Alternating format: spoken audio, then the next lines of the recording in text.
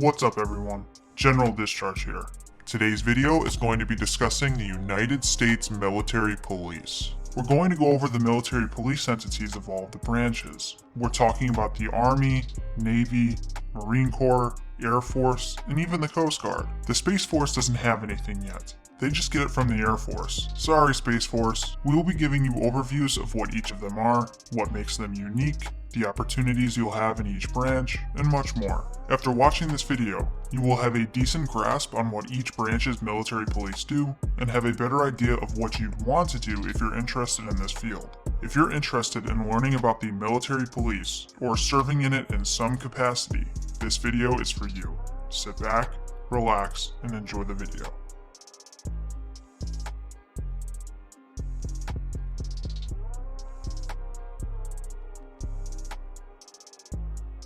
Before we jump into it, make sure to take a moment and show us some love and support by liking our video and subscribing to our channel. Your support is our lifeblood. Do not hesitate to ask us questions in the comment section below. We check everything. Military MPs are the cops of the military. While there will be differences in each of the branch's military police entities, just realize that there will be a large overlap into the overall mission and purpose of the job. You'll be serving in some form of law enforcement and security capacity, but the stuff you're guarding and patrolling may be different. For example, on any given base, there will be patrol cars operated by base and military police, so which branch you're in really won't make a difference. But going into the finer details, in the Navy, you'll be around ships more often, and in the Air Force, you'll be around airplanes more often. All in all, you'll protect people's lives and property on military installations by enforcing military laws and regulations. Hopefully you get the point we're trying to make. Before we dive in, we'll answer a burning question many people have about military MPs. Is it possible to see combat as a military policeman? Short answer, yes. Long answer, it depends. With that out of the way, we're going to go over each military police entity branch by branch now. Let's start off with the Army's military police entity. In the Army, they're called military police. The entire entity is known as the Military Police Corps. There are 6 different career fields you can find yourself here. There's a 31 Alpha, which is a military police officer, 311 Alpha, which is a criminal investigations warrant officer, 31 Bravo, which is military police, 31 Delta, criminal investigations special agent, 31 Echo, internment resettlement specialist, and a 31 Kilo, a military police working dog handler. In the Military Police Corps, you will be utilized in direct combat and during peacetime.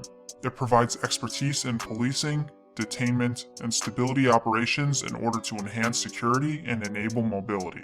You can be a part of mounted and dismounted patrols, response force operations, area damage control, route reconnaissance, cordon and special operations, critical site security, and convoy and personnel escorts. So as an Army MP, you can be deployed, see combat, work with canines, get trained as a sniper, go to airborne jump school, ranger school, and much more. There are lots of opportunities for you in this career field. Before we move on to the Navy, we'll go over the training real quick. You will go through OSUT, which stands for One Station Unit Training, where your advanced individual training is mixed in with your basic training. It will take you 20 weeks of training before you become an MP. Now let's move on to the Navy's military police entity. After learning about the Army MPs, you'll quickly see that the Navy does things a little bit differently. In the Navy, they're called MAs, which stands for Master at Arms. Unlike the Army, an MA in the Navy is technically considered one job title. The Navy doesn't have MOSs, it has rates. Since MA is a singular rate, any specialization is an NEC. MAs can serve in multiple functions, meaning that if you want to be a dog handler, you can't be guaranteed that because it's a specialty, not its own job. In the Navy as an MA, you can be on a ship, guard prisoners, do patrols, work with canines, work with the NCIS, work in waterborne security, conduct limited investigations, guard nuclear missiles, and much more. Select MAs can also work with Naval Special Warfare as soft support, being attached to SEAL Teams and Dev Group, also known as SEAL Team 6. While you can deploy overseas as an MA, you are most likely never going to be a boots-on-ground asset. A lot of Navy MAs are stationed in the US, and some of them never even deploy. The higher rank you get, the more administrative your role will be in your command. Again, while there are plenty of opportunities for you as an MA, you will primarily perform law enforcement and force protection duties. Do not expect to walk into your first command ready to go deploy overseas and work with the SEALs. The training to become a Navy MA is in San Antonio, Texas, and lasts about 9 weeks. At MAA school, you will learn anti-terrorism techniques, armed sentry post-standing techniques, crime prevention, military and civil law, communications, first aid, firearms deployment, and physical restraint techniques. Before we move on to the Air Force, if you want a snapshot into some of what an MA does, Austin Alexander is a Navy MA. While his channel doesn't focus on it specifically, you can still find some videos where he talks about his job a bit. If you want to look into it, we will leave his channel link in the description below. Let's move on to the Air Force's military police entity. In the Air Force, they're not referred to as MPs or MAs. They're called security forces. You can identify them with their blue berets that they wear.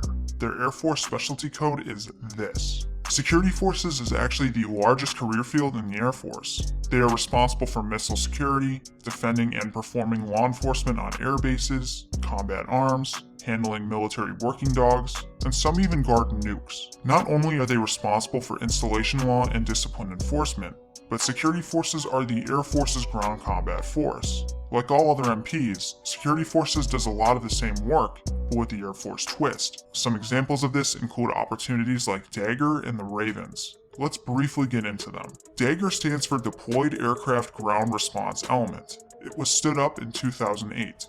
Belonging to AFSOC, Dagger consists of small teams within the Air Force's security forces that receive specialized training to support the command's assets and personnel in austere locations around the globe. Dagger is open to all security forces airmen within the ranks of senior airman to master sergeant who meet the AFSOC physical and professional standards.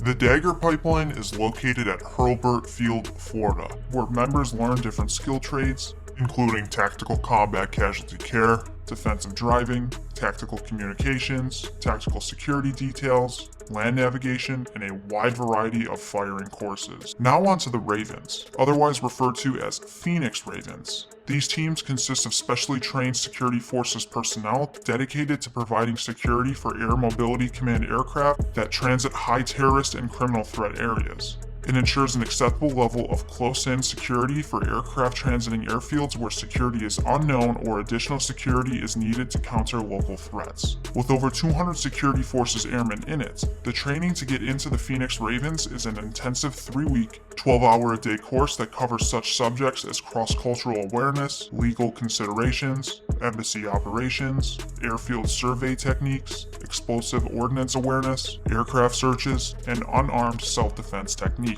As you can see, security forces have a lot of opportunities to work hand in hand with AFSOC. Some even get the opportunity to go to Ranger School and earn the Ranger tab. Before we move on to Marine MPs, we'll go over the initial training for security forces. You'll go through 8.5 weeks of training at Lackland Air Force Base, Texas, before you begin your work as a security forces airman. Alright, let's move on to the Marine Corps' MPs. We'll mention this first. If you're interested in becoming an MP in the Marines, just keep in mind that the Marines are currently reducing billets for them. They actually shut down their 3 law enforcement battalions due to Force Design 2030, which is a restructuring of the Marine Corps for the future. Marine MP's MOS code is 5811. However, there are more depending on your specialty, and they perform law enforcement duties on Marine Corps installations. You'll see them patrolling in police cars, guarding prisoners, scanning your ID at the gate, and they even have canine teams. It doesn't stop there though. Marine MPs have the opportunity to join Marine Corps Special Response Teams, or SRT for short. Here is that acronym again. SRTs are pretty much SWAT teams for the Marine Corps, consisting of around 7 to 14 Marines. They are trained to respond to high-risk incidents and scenarios. MPs have to go through an indoctrination to get selected into one, and once they do, they go and receive their initial training. Once they complete that, several doors open for training opportunities. To even start the selection process, you need to run a first-class PFT and CFT, as well as have an expert rifle and pistol qualification score. Also, you may have heard of Marine Security Guards, or MSG for short. Do not confuse these with MPs. While they perform security details, MSG is open to all MOSs in the Marines, and is a secondary MOS. Marines typically serve 3 years in this billet, and go back to their primary MOS afterwards. And on a final note for Marine MPs, Marine MP School is located at Fort Leonard Wood, Missouri, and is 9 weeks in length. And last, but certainly not least, is the U.S. Coast Guard's military police entity. In the Coast Guard, these are called Maritime Enforcement Specialists, or MEs for short. MEs protect America's ports, waterways, and interests at home and abroad. They are trained in maritime law enforcement, anti-terrorism, force protection, and physical security. Members of this rating can be expected to be assigned challenging duties including traditional maritime law enforcement, anti-terrorism, force protection, port security and safety, as well as providing unit-level training in these fields. MEs in the Coast Guard have a lot of opportunities to serve in more than just a traditional law enforcement capacity. They can get into MSRTs, TACLITs, port security units, MSSTs, the National Strike Force, and much more. If you don't know what any of those acronyms are, watch until the end and we'll help you out. In order to become an ME, you have to go through 10 weeks of intensive specialized training at MEA School in Charleston, South Carolina. You'll learn this. Pause the screen to take a longer look. Just keep in mind that you may have to join the Coast Guard and serve for a couple years before a slot opens up for ME, as it is a highly sought after rate. And that just about covers the MP entities of the United States military. Again, big picture, they all pretty much do the same thing.